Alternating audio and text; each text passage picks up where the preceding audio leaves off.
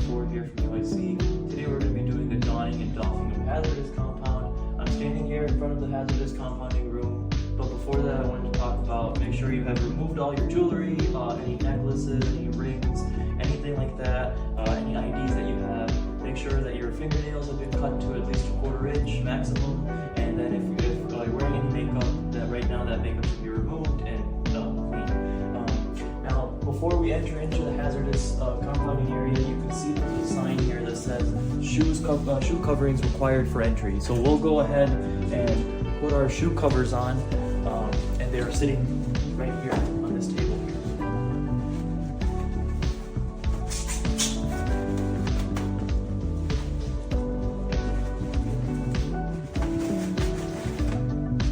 With that, we come on inside. So we're standing here in the ante room. We're going to go ahead and put our face mask on, beard cover since I have a beard, and then our head cover. And I'll go ahead and do that for you guys here. You want to grab your mask, make sure to pinch it. It's not to fit. You take your beard cover, put it over, I like to put it over my ears for a better fit.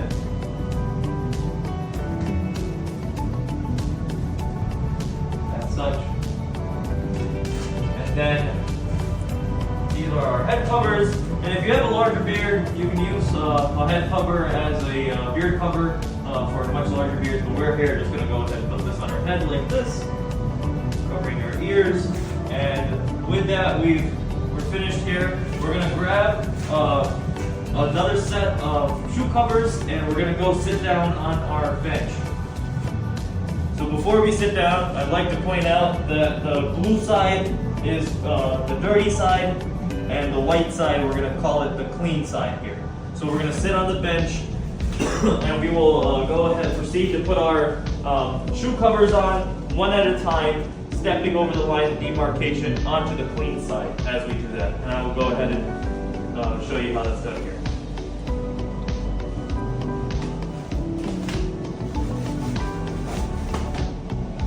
That, and do the same thing on your left foot. And now you are standing on the clean side. So now that we're standing on the clean side, we're ready to wash our hands. We're going to wash our hands all the way up to our forearms for 30 seconds. We're also going to use our nail cleaner to get in between the nails to get any dead skin. I also like to point out that we have a mirror here, and this is our last check sort of to make sure you have all your pieces on for your PPE. And I'd also like to point out that we have a clock here, so you can utilize the clock while washing your hands. And I will go ahead and now wash our hands here. Alright, now we're going to proceed to wash our hands. Get our hands wet a little bit first, all the way up to our forearms. And then I'd like to get a little soap. You want to get that soap up on your arms here. Have the water sort of activate that soap. And then what we'd like to use is take out our nail cleaner. And you want to go in between each one of your nails here and really make sure to get any dead skin, any loose skin off and out. Make sure it's all clean. You want to do all your fingers here. It takes a little bit of time.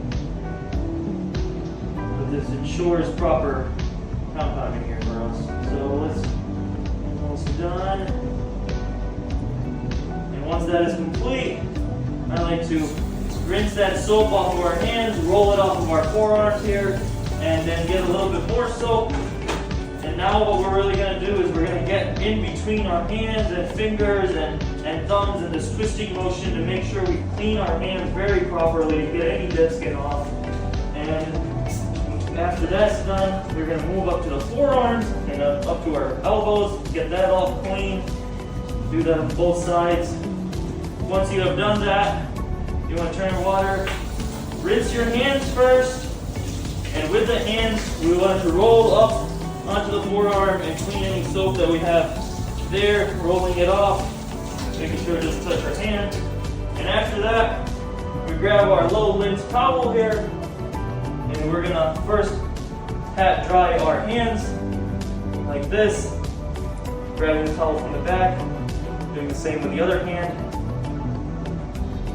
and then we can move up to the forearm, pat drying.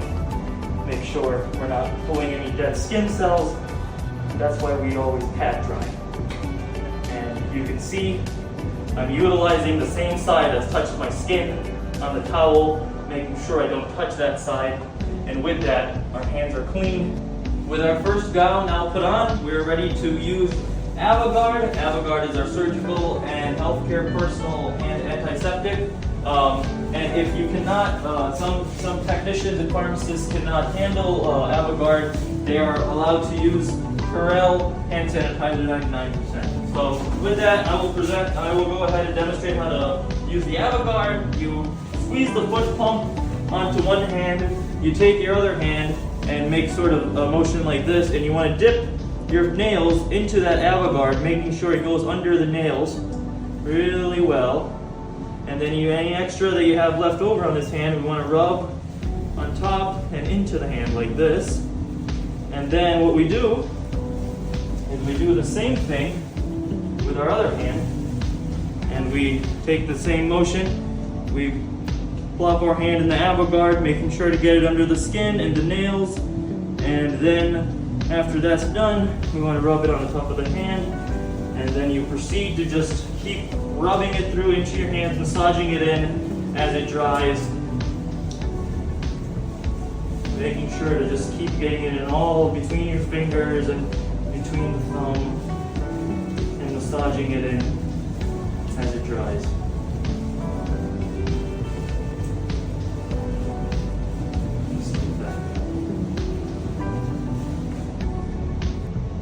Now with our AvaGuard drying in our hands, we're going to grab our gloves and grab our second chemo gown and then head over into the hazardous medication storage locker to finish our garbing process.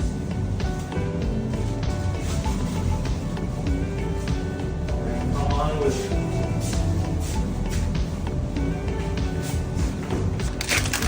So now we're in the hazardous storage locker. We're putting on our gloves. We have the appropriate size. We're going to open the gloves here, and the same rule applies. We make sure not to touch the part that has drug on it. You want to touch the part that only has your skin.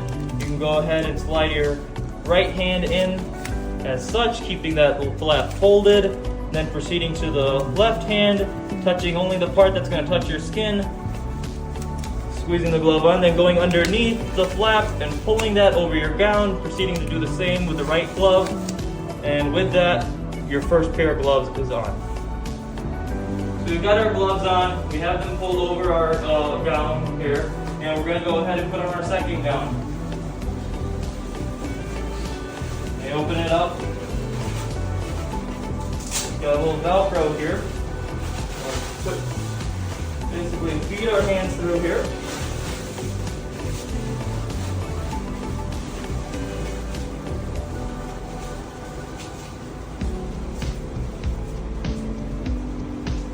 The Velcro on the back there, and then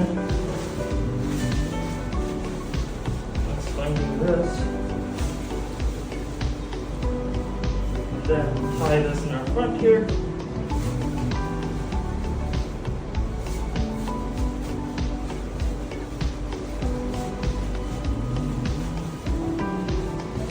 We are ready to go into the chemo room now.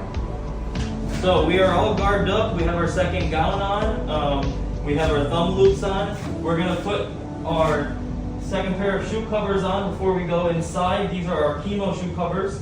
But I wanted to take a minute here and maybe talk about why we put on 2 shoe covers, why we will put on our compounding gloves once we are inside the compounding hood, and why we put on 2 frocks.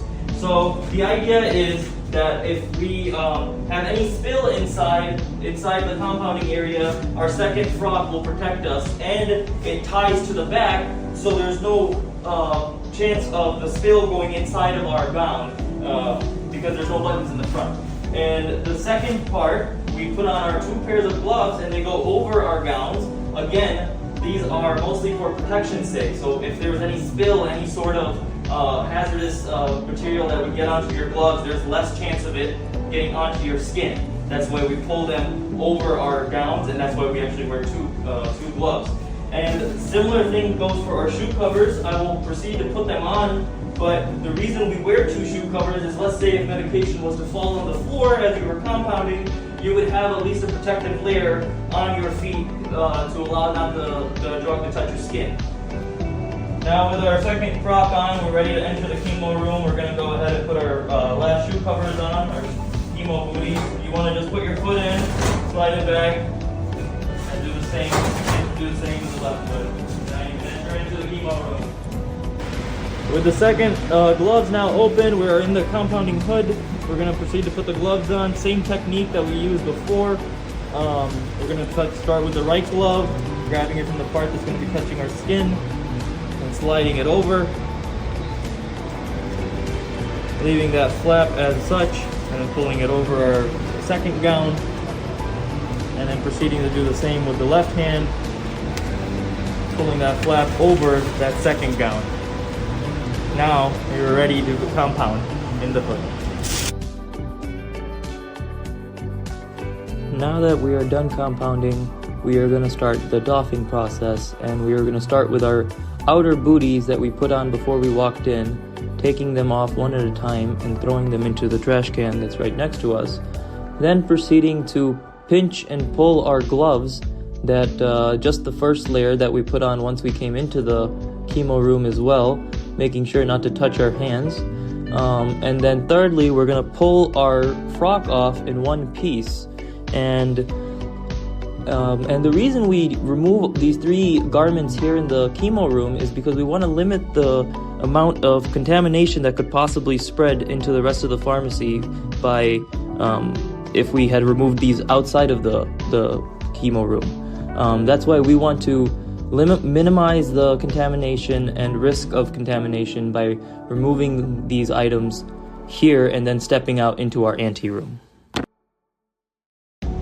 So now we're done compounding. We removed our first frock, our chemo gloves, and our chemo booties inside the chemo room. We've stepped out here. We're going to proceed to remove our booties and step over to the dirty side and then remove the rest of our PPE. We'll proceed to do that here. 1 foot at a time, pulling the booty and stepping onto the dirty side. Once on the dirty side, we can then pinch and pull our gloves. The first one, get under the second one with our hand, pull it over, discard that. Same with our gown, pull the buttons, and we can discard that now. And then we can do the same with our bonnet, our beard cover, and our mask. And with that, we can step out of the anteroom. So, to not contaminate the floor, we're going to proceed to remove these booties here and then exit out from the hazardous compounding area and enter into our pharmacy here. And you throw those away here in our hazardous drug waste container that is listed.